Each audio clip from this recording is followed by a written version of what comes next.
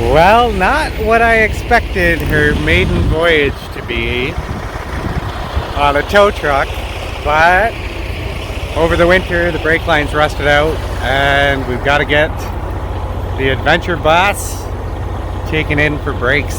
So that's what we're up to today.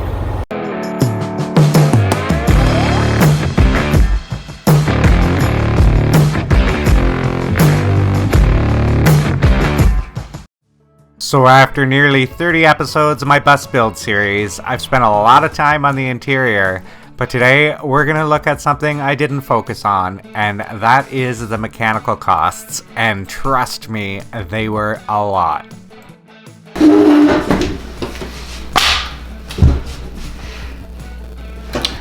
Well, when I bought this bus, I knew it needed some mechanical repairs. But I think I may have completely underestimated how much these repairs were going to cost. So in today's video, I am going to take you through and give you a breakdown of all of the mechanical repairs that I had to make to my schoolie conversion. All right, so I'm gonna start in a chronological order and basically the expenses that I knew were going to happen right away. So when I bought the bus, I knew there was some rust underneath the frame, and you'll see in a future video that I did get that sandblasted and coated the frame with paint. But part of that rust, I knew that the brake lines were pretty rusty. While the bus was in storage, I actually lost one of the brake lines. Like, it completely rotted out and brake fluid was all over the ground. So I knew that I was going to need brakes. So hence the reason the bus left the storage on a tow truck instead of driving it out. So that was something I knew was going to be a big expense. So that's where we're gonna start right here. Are you ready for this? Because I wasn't. And this is just one bill. $7,096.22. So now I ask myself the question, and this is just invoice number one. Did I do things completely backwards? Should I have checked out the maintenance part or the undercarriage part of this bus before I started to do the interior? So I'll let you guys hit the comments below and let me know your opinions on it. I did invest quite a bit of money into the bus at this point. As the bills started to come, I didn't really have a choice but to accept what they were. Here we go.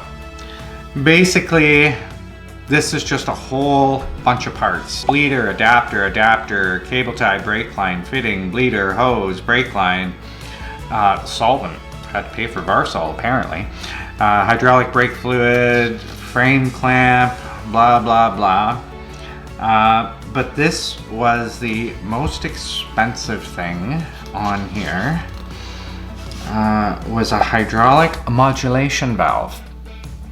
Yeah. Because this bus doesn't have air brakes, it has basically hydraulic brakes. And shop supplies, etc., etc. More parts. And yeah, this was the total, $7,096 to get the bus to stop. This really expensive part on here, I did find out what it was. It was the ABS module. So the bus has ABS brakes and I had to get an ABS module, and that had to come from another province and took a long time to come in, but yeah. I'm just gonna, I'll just read what they said. Remove all rotten brake lines and fittings, get samples for parts required, tied up brake lines, put wheels back on, torqued wheels to 500 pounds, tried backing unit out of the shop, but the brakes were spongy, went to go bleed the brakes again and found line leaking from the reservoir. And brake line blew at the rear drive due to being rotten. Appears that the LRD left rear drive will also be blown soon. Jacked up unit and put on stands. Removed all wheels, removed all caliper bleeder screws and cleaned all hoses. Installed all bleeders new. Had to cut rear flex lines off and flare chassis lines to put in new fitting. Removed fittings from calipers and installed new lines, installed new bolts and clamps to route new lines off the front lines, and flared new fittings on chassis side lines. Installed new lines on steer, missing flex line to chassis retaining clips, left front, left rear. Reservoir and master line is leaking. Replace both, then continue with left to do. Remove brake lines off the master to reinstall new brake lines, filled system, bled hole, started unit, pressure tested system, and checked for wheels, no leaks, tied up all wires, put wheels back on, torqued wheels. Take unit for road test, brake felt weak during the road test. Bring it inside to verify leaks, perform ABS procedure. ABS pump failed during bleed procedure. Parts and accessories, new pump, top up brake fluid. Put the bus outside until parts arrived. See, I told you it took a long time for the frickin' part. Removed old ABS pump, had one brake line for the right to route new lines off the front lines, and flared new fittings on chassis side lines. Installed new lines on steer, missing flex line to chassis retaining clips, left front, left rear. Reservoir and master line is leaking. Replace both. Still need to make 2 new lines for the front wheels. Rear hole for right side and right hole for the left side bleed. All brakes and purge the ABS pump. Made 2 new brake lines and installed. Filled brake line reservoir. Performed ABS valve bleed 3 times on both ends. Jacked up and removed wheels. Bled calipers. Performed ABS valve bleed again. Bled calipers again, installed wheels, torqued wheels, and lowered vehicle, road tested, and the brakes are working good. Brought unit back in and checked for leaks. No more leaks. Parked unit and had to chalk wheels. E-brake didn't work. So after the $7,000 bill, the emergency brake didn't work. This is what I was facing, and in all honesty, I knew that the bus needed brake lines. I knew it was rusty underneath. It's a Canadian bus, and I did get it for a good value because I knew it was rusty. Also, I knew some people that had a sandblasting outfit, so I knew that I would be able to get all of that cleaned up, and that was something I was willing to do, was clean it all and paint it. The brake line thing was just, it was out of my wheelhouse. It's not something that I probably could have done it, but it's just not something I would have felt safe with.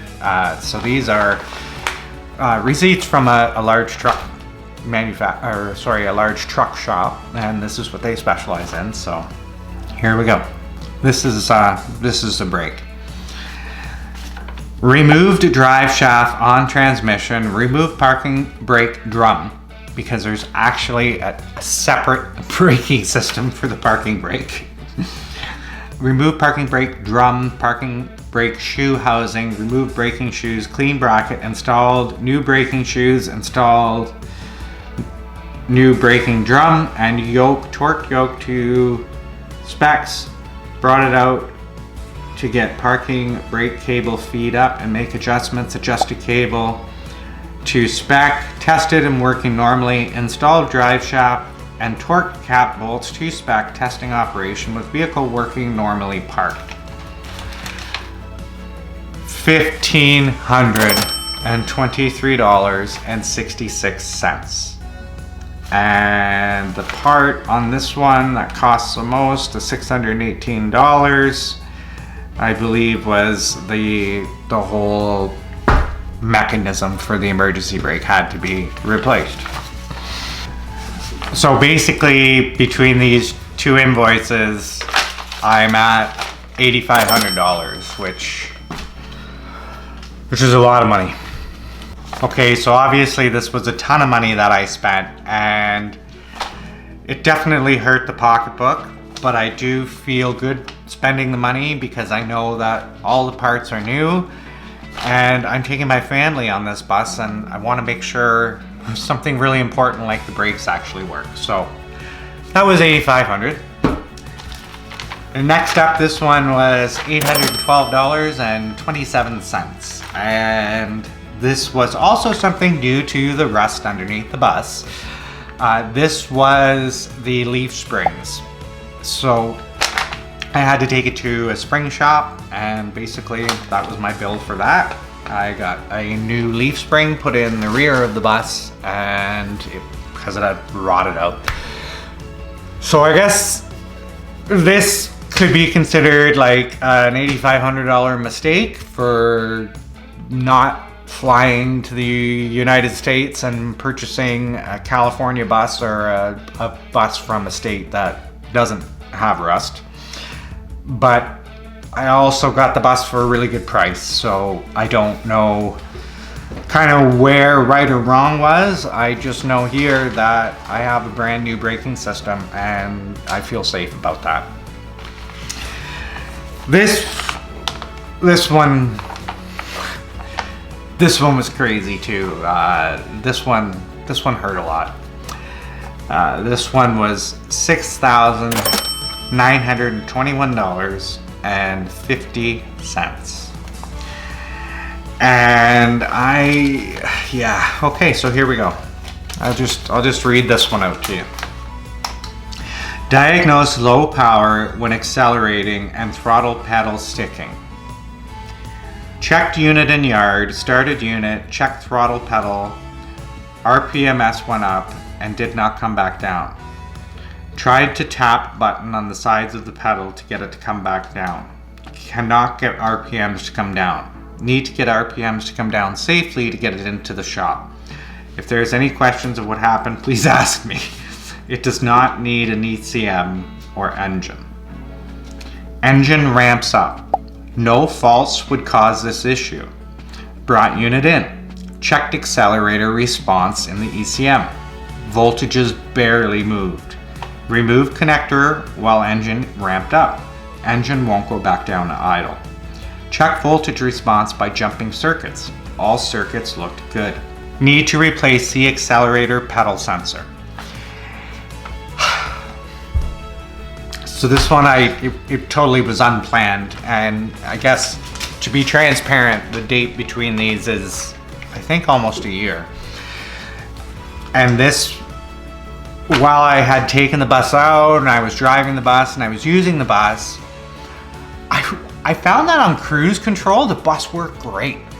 I was just like, why can't I drive this bus? Like when I was driving it, I was slamming down the pedal when you go up a hill and I was like, there's no power. But when I put the cruise control on, because believe it or not, the bus has cruise control, which is pretty great, it ran fine. So I was like, these guys aren't ripping me off here. Like, this makes total sense. That and I probably should have given them this information, and they would have found out what was wrong a lot quicker.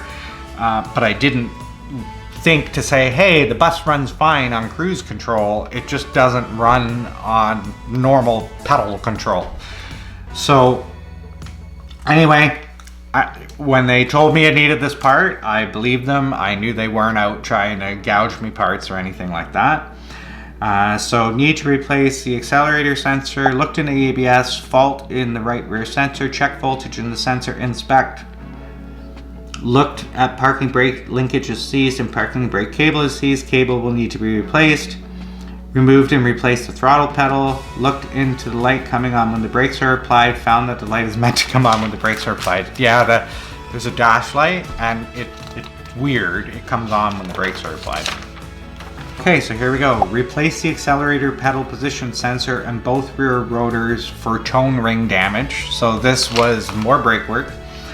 Remove the drive wheels, remove the calipers, remove the axle shafts, remove the hubs, remove the right side inner bearing and wheel seal from the spindle, remove the rotor from the right side hub, clean the hubs, put both in the Typhoon, cleaned and inspected bearings, cleaned axle shafts and right side spindle, couldn't move the ABS sensors, both sensor holders are cracked, calipers need to be looked at and replaced, wheel speed sensors, road tested unit. Here's a bit of the breakdown. The accelerator sensor cost me $950. And then all of the brake work on top of that, we were at $3,500. The parking cable brake again, more maintenance, was $800. And then the ABS sensors weren't that bad, it's 160 bucks. To do some exhaust work. And what else here? Oh, some disc brake pads were not too bad, 200 bucks. So that came out to $6,921.50. And that is my bus maintenance journey. There was one other quite large expense that I will look for the invoice for. I can't actually find it right now, but I will put it in this video for sure. So that expense was tires. So I knew that because the bus had sat and the bus was rusty, the tires were checked, like cracked on the sides. And I totally knew this. So I had driven the bus around after the brakes were fixed. I used the bus. Coming up in the next video, you'll see I took it to my cousin's place and I painted it. Gave it a whole new livery on the bus. Truly made it into the adventure bus. So that's coming up. Make sure you hit that subscribe button to see that video. Back to the tires. I knew I needed tires. So I took the bus to a tire shop and he convinced me, I convinced myself, looking at the rims, that this bus needed new rims too.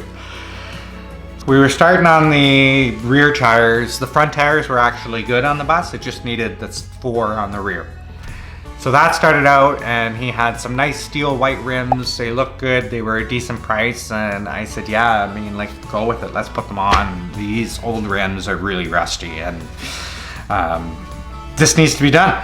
So I had 4 brand new rims and 4 brand new tires on the back. And this guy was probably a pretty good salesperson because he had me look at the rims on the front and they were pretty bad as well.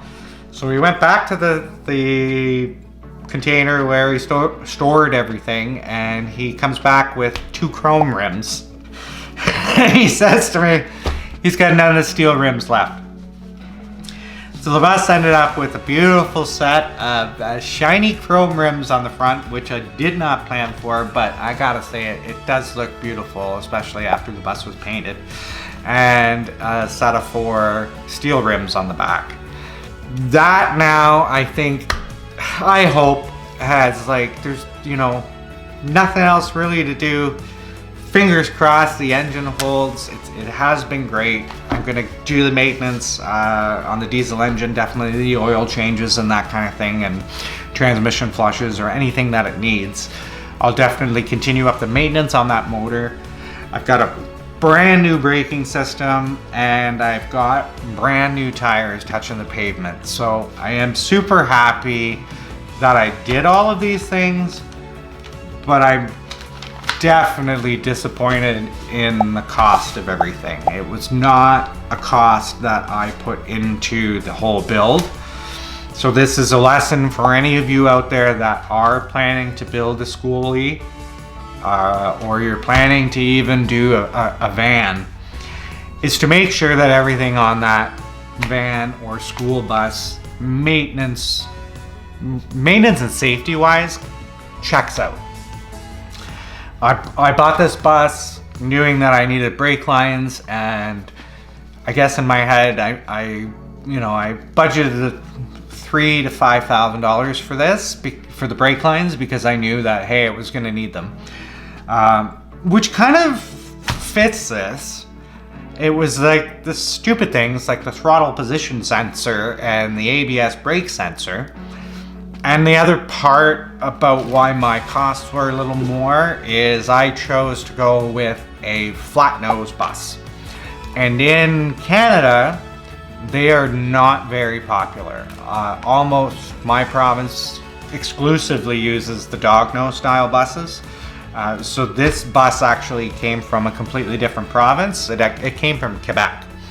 And in Quebec, they use these buses because the streets in the downtown areas are smaller and they're easier to turn. And for all the reasons that I bought it, that's why they use them in Montreal.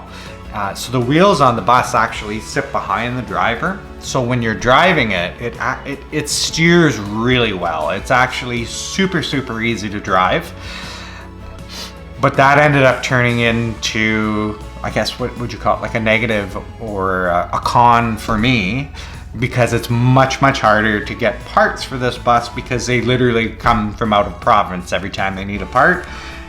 I don't know, they're really expensive. I don't know if I'm getting ripped off for these parts, but I know next time it needs a $2,000 part, I'm gonna try and see what else I can do besides getting it from the dealer in Montreal, which is Girardin Bluebird. And that's where these parts are coming from. So that's it for this video. I hope to see you guys down in the comments below. I'd love to hear your thoughts.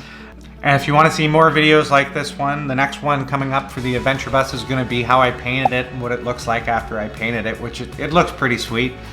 Definitely hit that subscribe button. And if you like this video, smash that like button. And until next time, take it easy out there. Oh, yeah. These are the guys.